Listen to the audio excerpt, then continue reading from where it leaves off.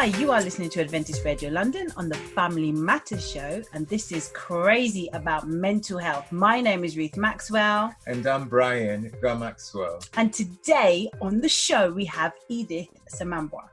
Welcome to the show, Edith. Thank you guys. My pleasure being here. Oh, fantastic. As usual on the show, we'll start with a word of prayer. I was going to say a quick word of prayer, but we'll start with a word of prayer. Father God, thank you for this opportunity to speak to Edith, who is passionate about mental health matters as we are. And thank you, Father, because above all, you care about our mental well-being. And Lord, please be with us even and be with everybody in this time of COVID-19 and this time of turmoil in the world. And Lord, thank you because you haven't left us without a clue, but you've shown us what's going to happen and what way we need to look. That is to you. In Jesus' name, amen. Amen. This show is, as our last couple of shows, is recorded via Zoom. So we have a lovely picture of Edith on our screen, but we're only playing the audio on the show for today. So Edith, you are in mental health. You work in mental health. That's why you agreed to come onto this show. So what area what is your occupation? I am an occupational therapist, so I practice right now in the East London Foundation Trust in a community mental health team in Bedford. Okay, what is an occupational therapist? What do occupational therapists do? Yeah. Good question. And it's a question I've been asked since I think I first went to university so many years ago. I've had to answer that question with my family, my friends, and everywhere you go, people want to know what is an occupational therapist. Well, basically, we are health professionals who are trained to help individuals live independently, function independently, and have a meaningful and purposeful life after an injury, after an illness, or because maybe they have an impairment because of a genetic deficit or a genetic impairment. Mm-hmm. So our job is to basically help people be able to live lives functionally, independently, and with purpose and meaning. Fantastic. I mean, that was very succinctly put. And I have an idea. So what area of occupational therapy do you work in? Sorry, I cut you off. Did you want to share something? I was saying that I've had 23 years of saying, probably 27 years of saying that. All right. Okay, so occupational therapy is a wide field. Now I work with occupational therapists. I've worked with occupational therapists inpatient and in the community. So what area of occupational therapy are you working in currently? Okay, so occupational therapists, obviously we work with different conditions, and I chose to specialize in mental health. So I've worked in acute settings like in hospitals, mental health hospitals. I've also worked in community practices, GP practices. Okay. But right now I'm working in a community mental health team. What we do is we help people that have enduring or chronic mental health problems. Okay, so my question to you is, how did you get into all of this in the first place? Because you said you've been doing this for quite a while. So how did it all start for you? Okay, so actually what's interesting is that my being an occupational therapist was very much to do with my love of the mind and understanding how the brain works. And to be honest, that came about from all the novels I used to read.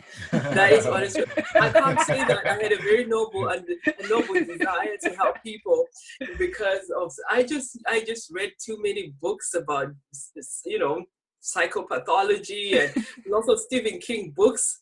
So I'm telling you, I have to be truthful. And so after that, I thought, you know what, the human brain is quite fascinating. And I need to understand how it works.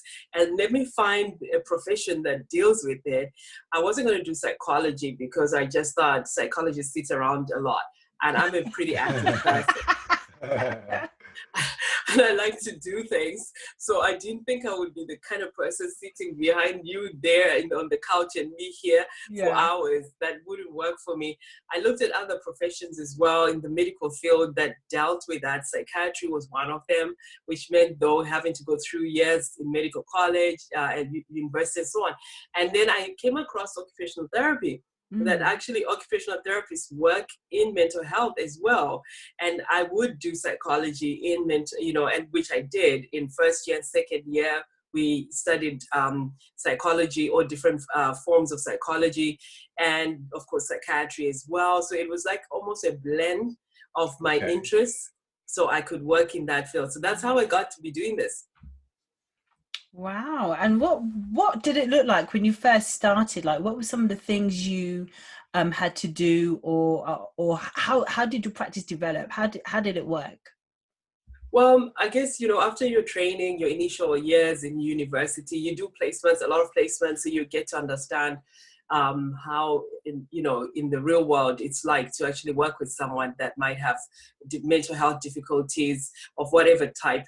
So we had to have a lot of exposure prior to graduating, a lot of placements, many weeks and hours.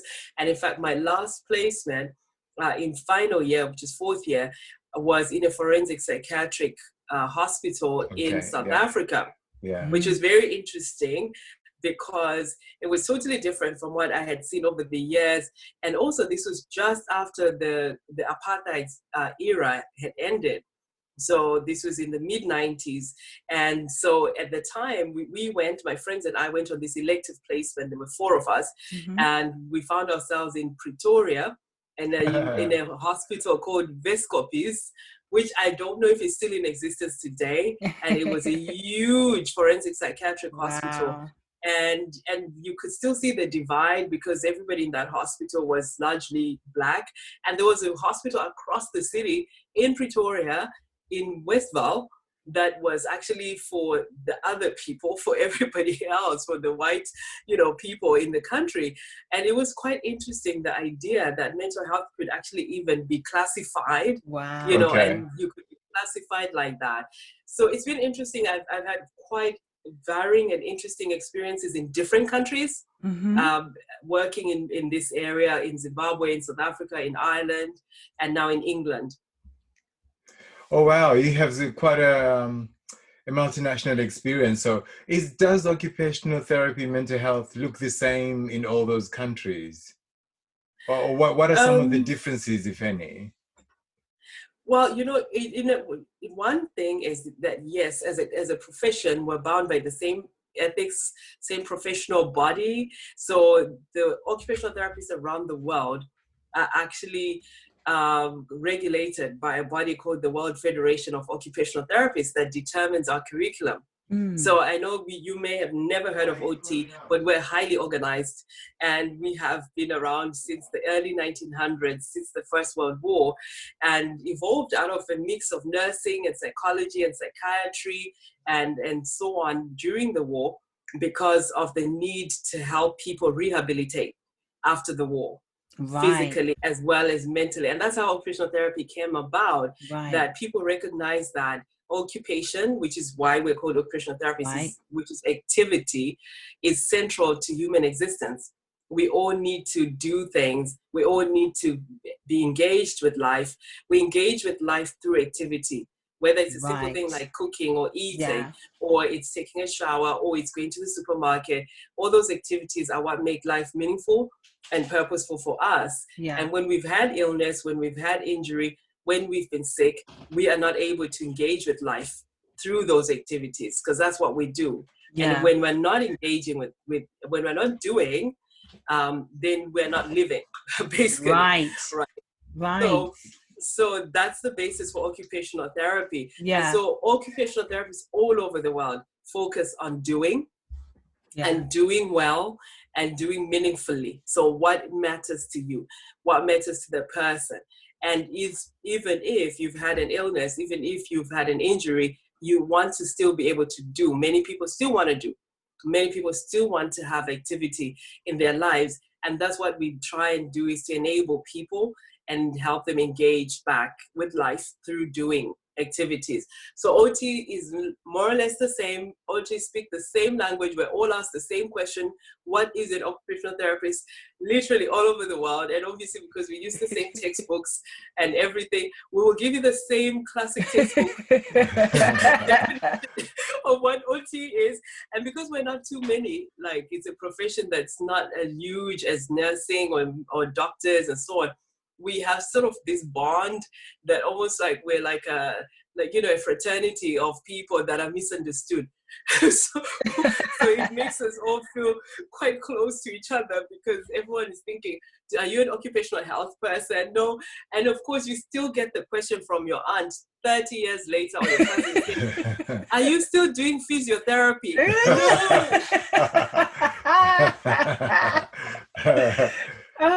So I'm curious. So what model do you follow? Are you like the medical model or the social model in terms of your practice? Are you more aligned to nurses and doctors, or maybe to social workers?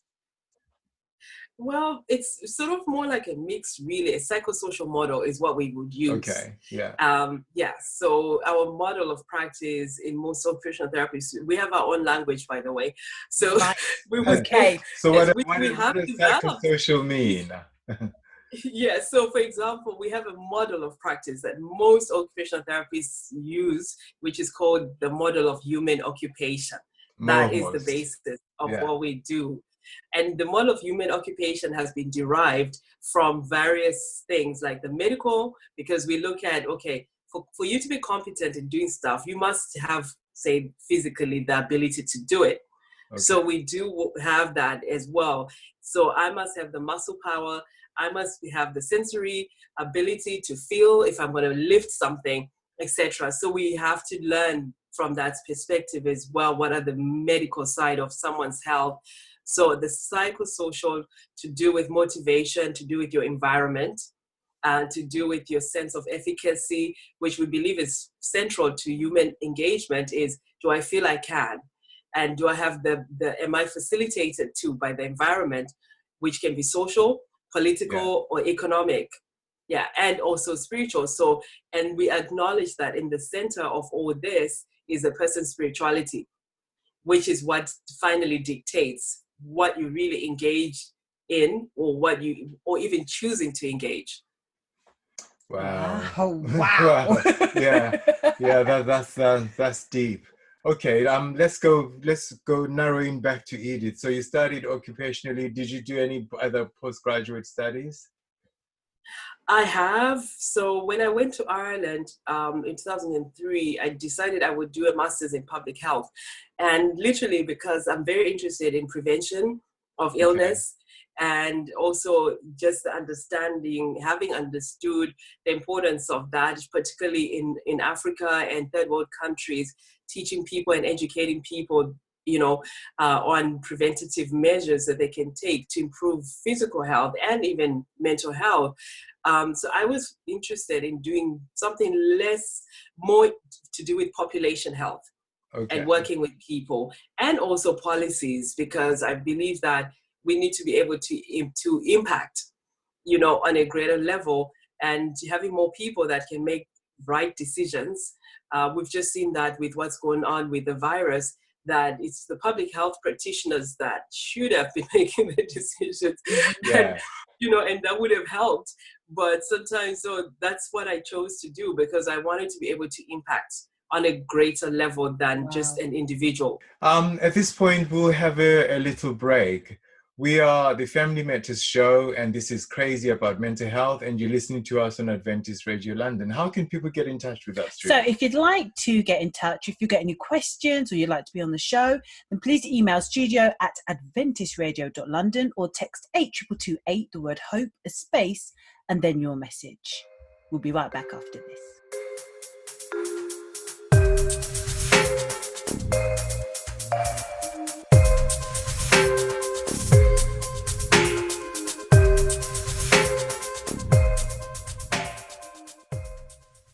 In this time of uncertainty, Are you feeling tired, unable to sleep, confused, stressed, anxious, feeling alone, or scared?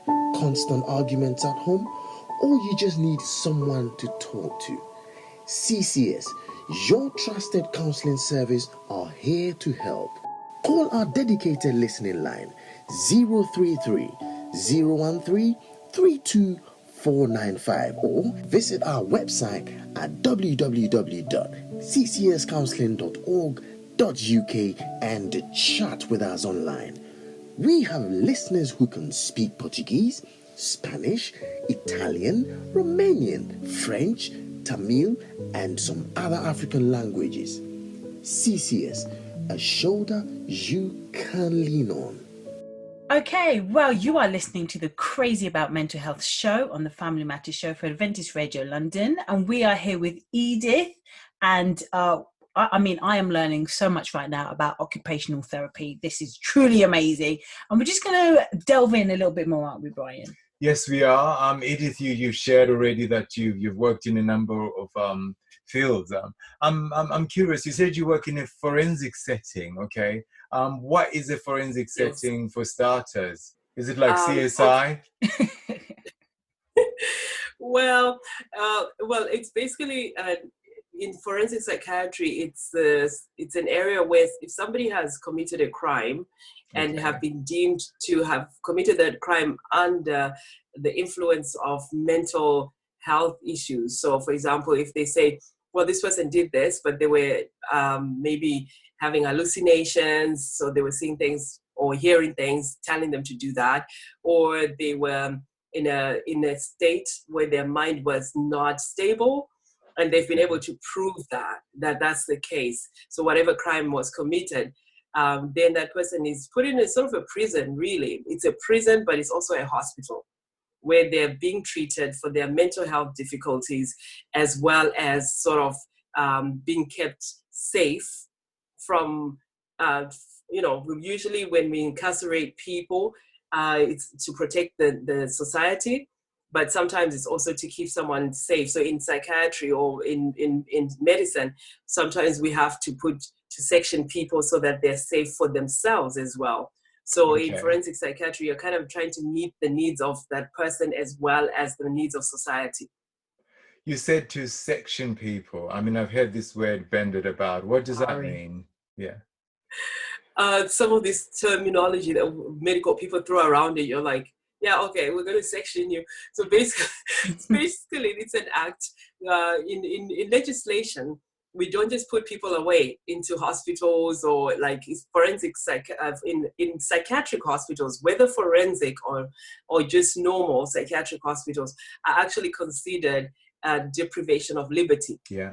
So when you're depriving someone of liberty, you have to make sure that that person it's needful, it's what is needed at that time, it's appropriate, and it's the appropriate measure. And there's an act that goes with that you have to follow. And that act is what we call a sanction that says this person now needs to be. So we evoke that, or, we use that and say this person needs to be sectioned according to section 2 or whatever, or section, 37, section 2, section 3. Because this is my area of experience as well. Thank you. So we have to legally do it, and it's according to an act. And that is what sectioning is. So the person is not allowed to be kept in a hospital, psychiatric hospital or a prison without necessary legal paperwork. Right. Yeah. Okay, that's fine. So you see, you're there now in a psychiatric setting, and you have somebody there that maybe is there long term. What sort of work would you do with them? Is this just to get them ready to come back in the community? What sort of things? Yes, what was occupational therapy look like in that environment? Well, what we're trying to do is, obviously, we're saying that the person needs to be able to be rehabilitated back into the environment. That's one long term, but there's sometimes people who are not ever going to leave that environment, right? So even with people like that, they need to be able to still engage in activities that help promote their mental and physical well-being and support their ability to look after themselves. So for example, a simple thing like being able to shower yourself is a huge deal to your mental health. Yes. And if you're not able to do that, or you're not being given the opportunity to do it, it will impact how you feel, how you produce the feel-good hormones, and so on. So we want to help people and facilitate things like personal care, even in that setting. Can this person look after themselves? In that setting, are they able to engage in activities that maintain their emotional health or that maintain their mental capacity? So that's what you'll be doing. So practical things like self-care, showering, dressing themselves, or you're looking at engaging with activities that help you to keep your memory, to help you concentrate, to help you focus. You're doing things on a physical level that keep your physical health as well. You're also doing things to help you socially interact well with people. And if you're leaving and you're going to go back into society, you need to still have all these things intact and be able to do these things for yourself. Yeah. And sometimes you need to be able to work. And so we look at vocational opportunities that people may want. Even if that person is going to be in there for 10 years, they might still want to have something productive that they can engage in meaningfully and purposefully, which helps to promote their mental well-being. Wow.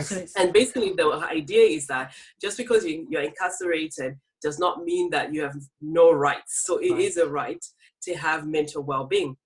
Yeah. And as a profession we're part of, as a medical profession, it is our obligation when someone's in our care to help provide for them to be able to do that.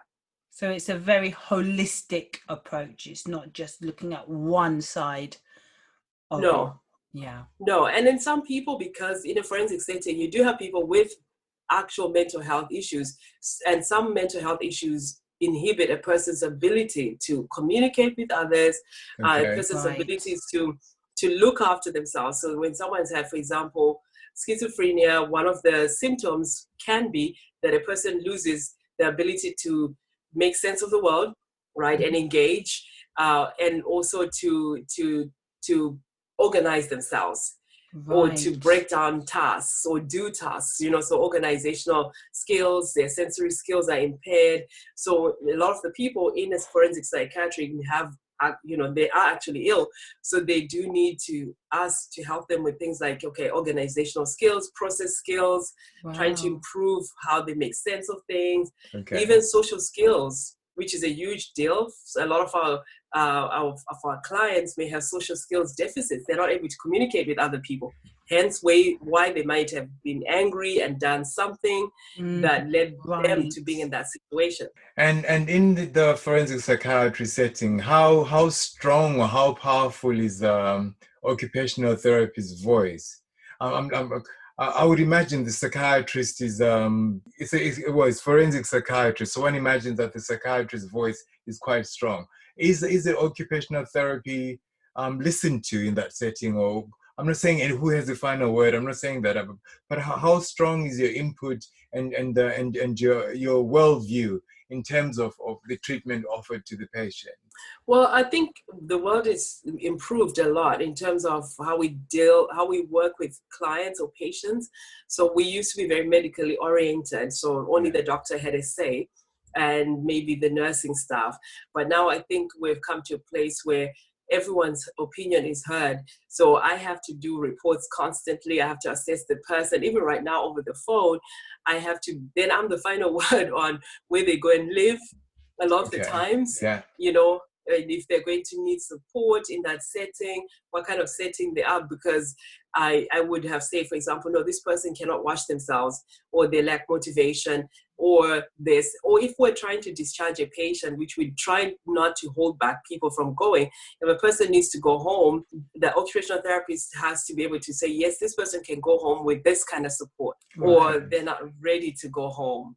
And if they go home, they need this kind of support, or they're okay. Let's move across now to community occupational therapy.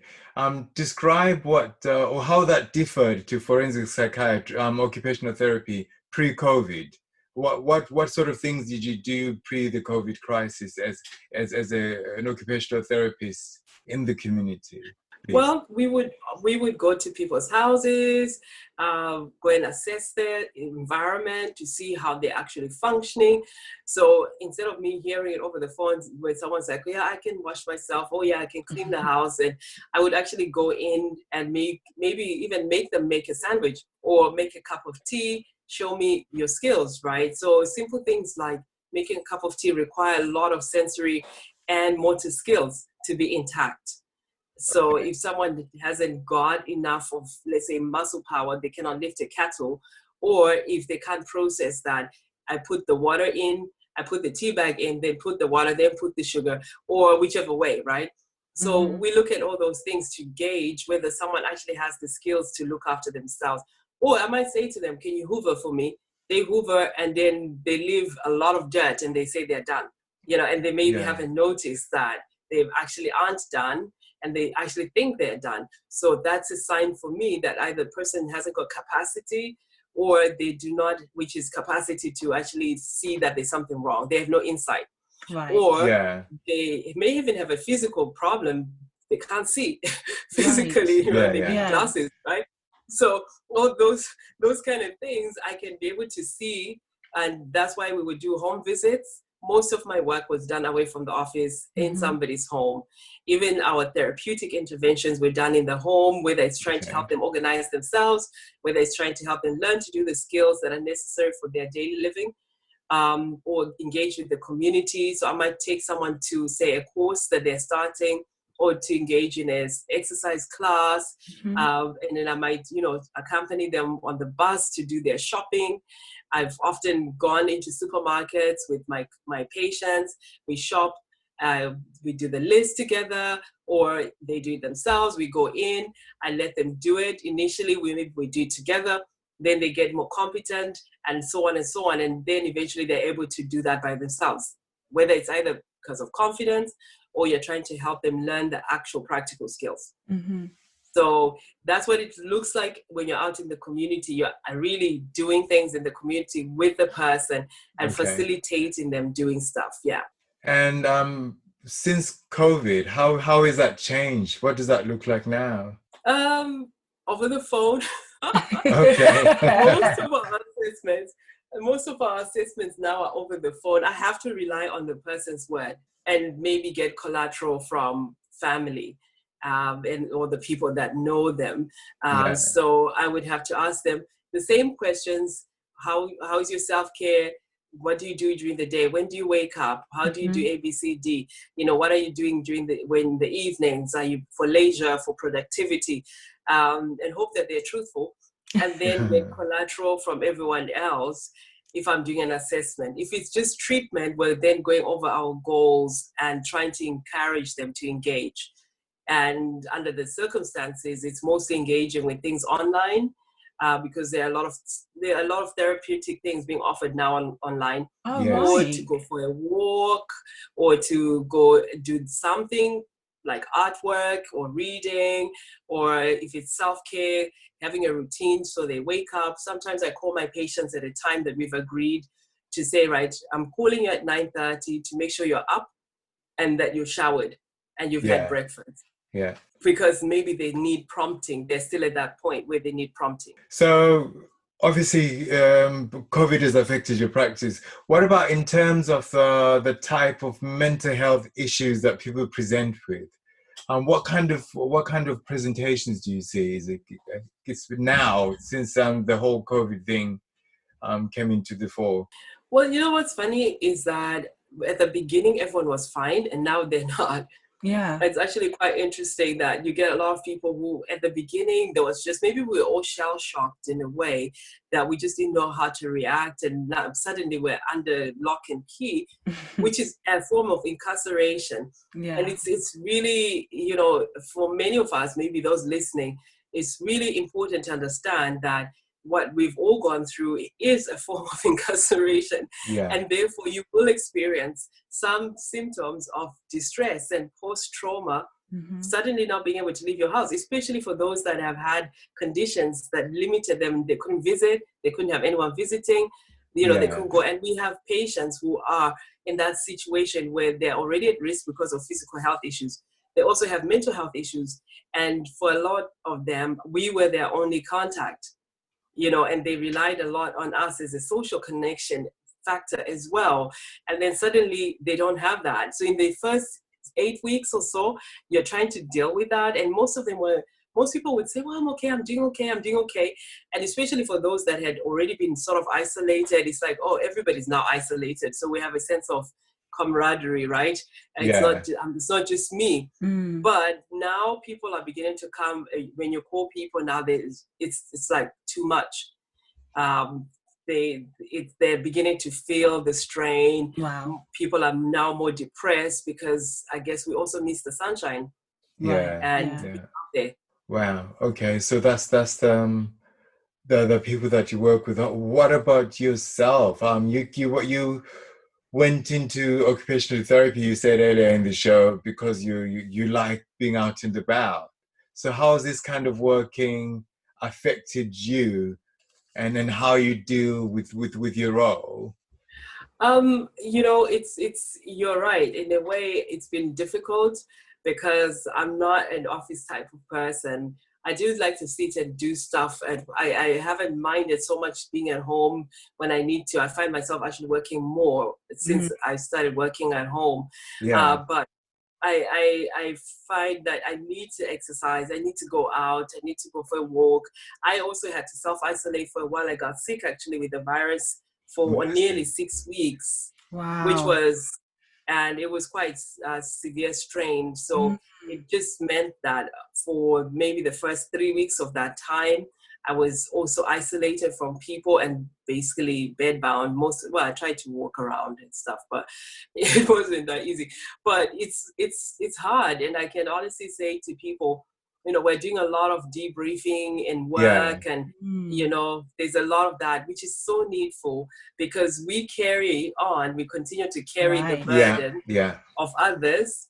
And I have, even when I was sick, I was working sometimes, some weeks, because I didn't understand that it comes and goes, right, in waves. So when I felt better, I just go back to work.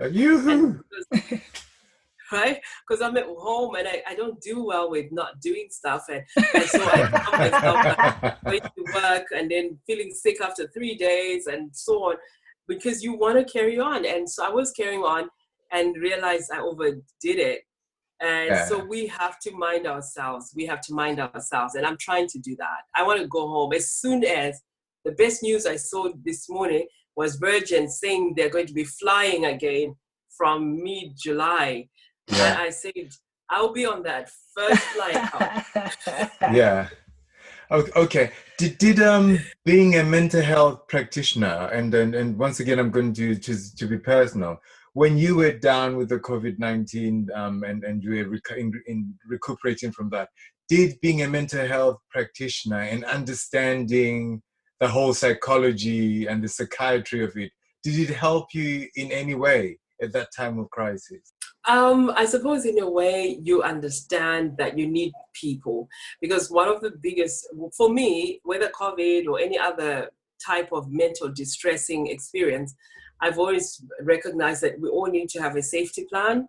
Okay. We need a safety plan for our mental wellness. And so I know what I need to do. For example, I know exercise helps me. And whenever I exercise, I feel better. I also know that talking to people helps me. So I would reach out to people, because when you're isolated, I live on my own, you're isolated, you're sick, you are physically isolated from people, you're not allowed out, and then you're not talking to people, your family is far away. That's not a good scenario. So I made an effort to engage with people and like talk to people. And I had, thankfully, family and cousins and friends who would call me and just be like, did you get up? Did you eat? You know, and when I would talk to people, it was so weird, because when I would talk to people, I'd have this energy. Right. And I would literally feel better. And I would think, wow. Then sometimes that's what I'm thinking, yeah, maybe I have recovered. Because you felt buoyed up. Yeah, I would really feel like I'm lifted and I feel okay. And so I recognize, for me, having that connection with people is essential. And I've endeavored to try and use that for myself. And the other thing that I found that was helpful is music, Okay. right? And Yeah. and praying. And because I know, and I looked at what was happening with this virus, I realized that there was a sense almost of fatality, right? Like people having this sense that, oh, you know, this is destroying, killing so many people. And and reading the numbers, I stopped doing that. Yes. Because Yeah. when you look at the numbers, you'd feel depressed. And when you're depressed, your body can't fight. Right. And Okay. you also start putting yourself in that list. And I refused. I said, no, I'm not going to be a statistic. I refuse to let this thing overcome me. And therefore, I continue to speak life, literally, like verbally speak life and pray over myself. But also I refuse to watch. I haven't seen what the daily rate is for a long time. I haven't kept track.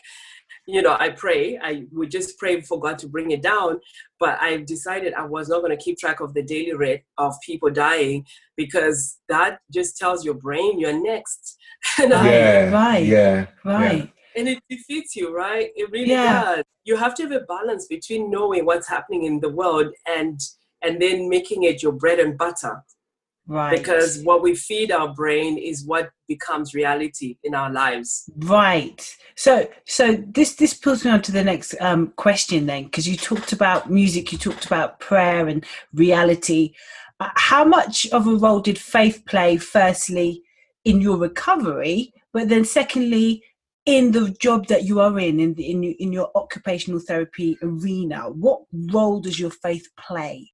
Well, I would say that God has been instrumental for me in many ways. In even being in this profession, I have felt that even though I thought I got into it by my silly ideas, it was really it was really God's directing me. And when I look at other professionals like physio, I'm like, I am not a physio. I am so not. And you will know you're not a physio if you're an OT. And OTs and physios just know. We interact a lot. We study together initially. And physios know they're not OTs. There's a certain call. You are called to it. As OTs, the way we deal with people, work with people is so different, because OTs, because of the emphasis on the spiritual aspect as well of people, and the emphasis on choice, and helping people have a sense of control over their lives, and having that, ability to make their own decisions. It's such an integral part of spirituality that we have choice. That what you find meaningful and meaning and purpose in life is central to existence, right? And so I think that God kind of directed me here, because we, as OTs, we talk about purpose being everything. Yeah. And we know that as people, we have to understand why we are, to understand why things happen. We have to understand us. We have to understand our purpose as well, where we came from, identity. So in OT, we talk about occupational identity, and we talk about, all that, like, what do I identify with as a person intrinsically? Who am I? Where do I come from? What are my values? So those are the core things of OT. What are my values? Is it faith? So we recognize strongly a person's faith as being very important towards a person living a meaningful life, because that is one of the core values of humanity, and spirituality is one of the core values. So I feel it has been, for me as a Christian, and quite a good profession in terms of allowing me to facilitate people in engaging with that, with the central aspect of who they are. And it's just inherent in what I do as an occupational therapist. So I'm not having to try, and I'm not talking about God necessarily. I'm talking about what is it that makes life meaningful for you to have a happy life. Yeah, for you to have a happy life, you cannot do it without a sense of purpose. And you cannot do it without an identity and the knowledge of who you are and what you're doing, where you're going. And so all those things which are key to us, to our faith, very, very important. And I can translate them into my profession. So that's one thing that's been important for me. I can talk about religion without it being sacrilegious in a work setting with my clients. Yes, yeah.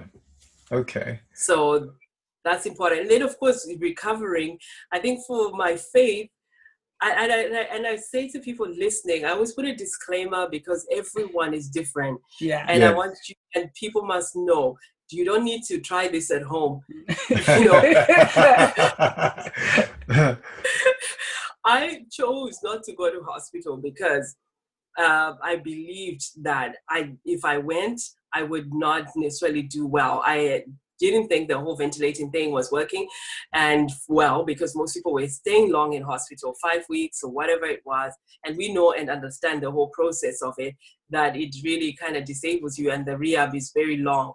And so I made a decision that that was not going to be the path I would take, and that I would pray.